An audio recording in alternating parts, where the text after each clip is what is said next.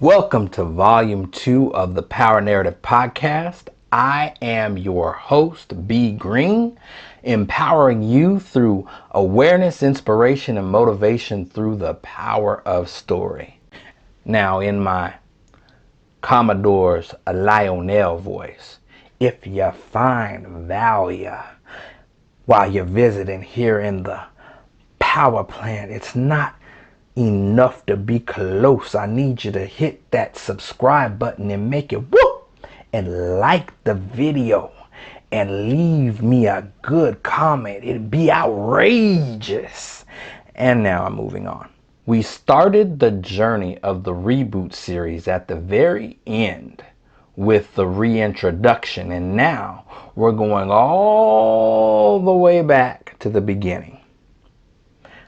You see, there's times where we can't see the forest for the trees when we're trying to figure out why things aren't working as they should. Wisdom and inspiration can be found in the very strangest of places. Let me stop right there because that's an upcoming series on the way. Place a bookmark there because we'll come back to that. Now, let's plug in. This particular day, I was working at a hospital and I had just come back from having a few days off. And as the other tech was leaving, I asked, is there anything new going on in the department? And they said, kind of with a smirk, yeah, everything you need to know is on that dry erase board. So the dry erase board is one of the ways that our department communicates. And in big red capital letters was written, after every shift, take out your own garbage. Sit with that for a second. When we take things at face value, we have the tendency to miss the deep spiritual implications. This red letter, all cap message was directly related to what was going on with me last January when I decided to put a pause on the podcast. At the time, I thought I had it all together. I had made a shift. I am moving towards accomplishing my goals, but I knew that something wasn't quite right with me.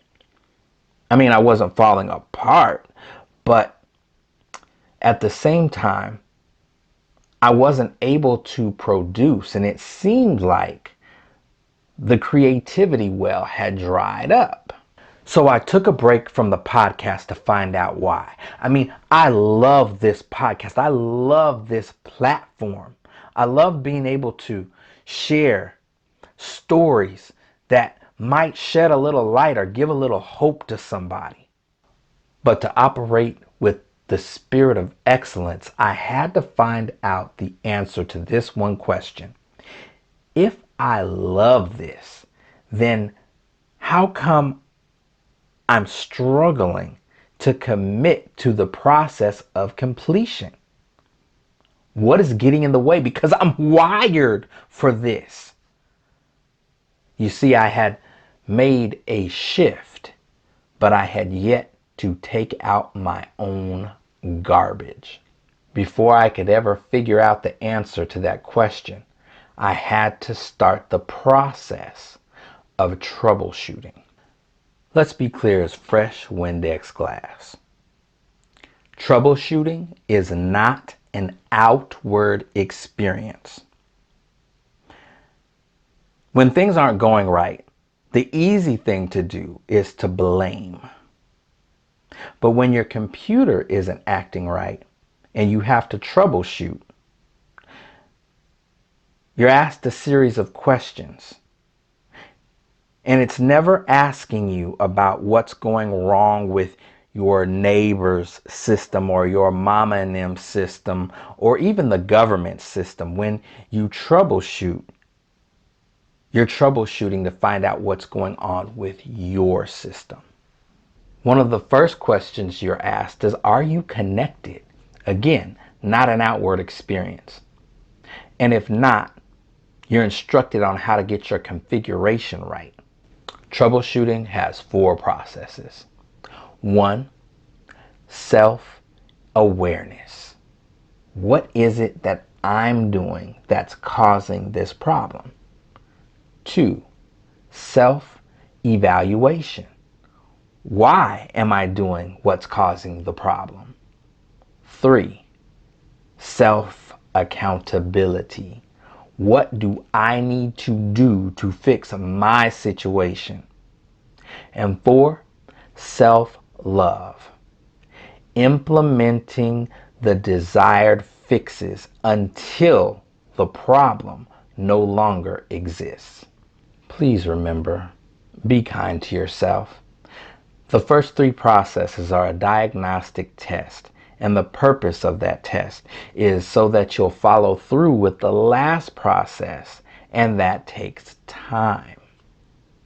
Stopping short of following through with the last process just becomes a bunch of information that you can use to beat yourself up with.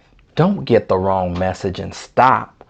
I mean, when a product first comes out, it could be a very great product, but that doesn't mean that it doesn't have any issues. Sometimes there's glitches. Sometimes there's just minor fixes. And other times there are major issues that require you to take everything offline and figure out what's going on, repair it so that you don't continue to keep having the same issues over and over again. After conducting this process on myself, this is what I found. Your results may vary. And for time's sake, I'm going to share both the minor and major issues, and we'll start with the minor first.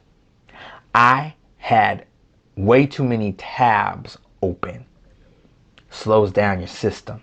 You see, I had to find out and keep tabs on what's going on over here and tabs on what's going on over there and tabs because I have to know.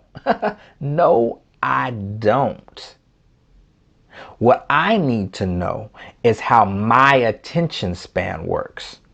And that if I have too many tabs open, it's going to not only take up my time by distracting me, it's going to cause me to not be able to focus so that I can be doing what I'm supposed to be doing.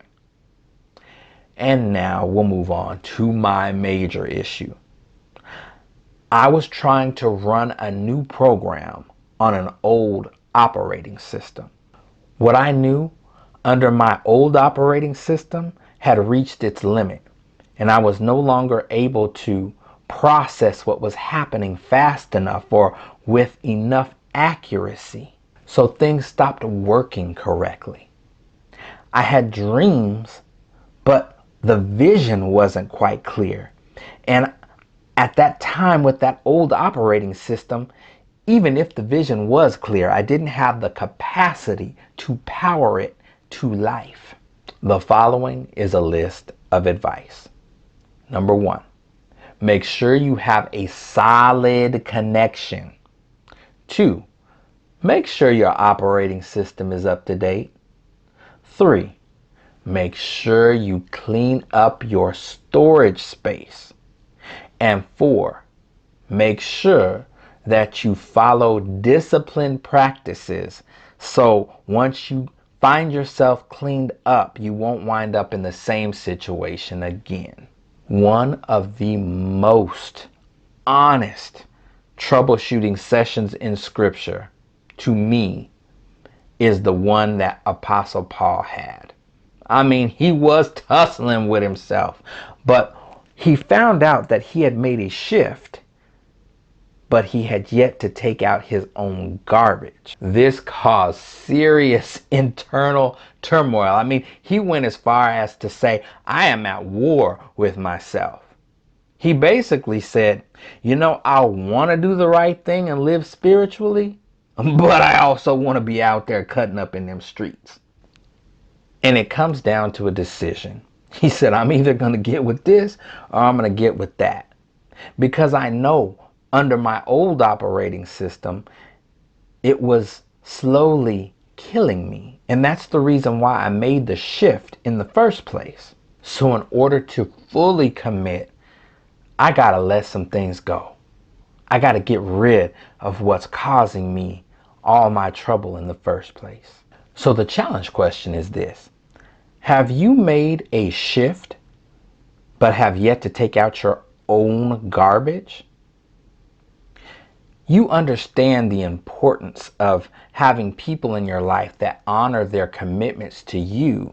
So are you now ready to honor the commitment that you made to yourself and fully commit to the process of troubleshooting? What unhealthy practices do you currently operate under that are counterproductive to your development and need eliminating? To change the narrative in your life, take the next step. Invest in yourself and book a life strategy coaching session with me at www.beliefinteriordesign.com. Let's start the journey of making belief reality.